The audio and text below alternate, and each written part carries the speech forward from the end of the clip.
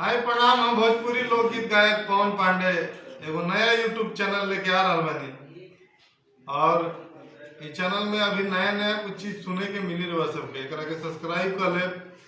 एकरा में जोन भी वीडियो जाए ऑडियो जाए एकरा के सुनल जाए, एकर कमेंट के माध्यम से सही गलत बतावल जाए।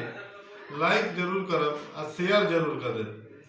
आज के हमनी के कार्यक्रम में जो बैठल बनी जाए एकरा में सहयोगी वीडियो करते हैं लल्लू जी और नाल पर हमनी के संगे बने हमारे गुरुदेव यशवंत उज्जैन जी, सहयोगी में बानी जीत भारती जी आ जोड़ी पर बानी रंजा जी जेकर के दूसरा रूम में बैठा हो गई बा। ऐसे कि ढेर जोड़ी के आवाज है।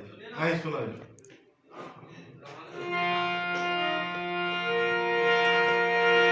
भोजपुरी लोकगीत बा बहुत पुरान।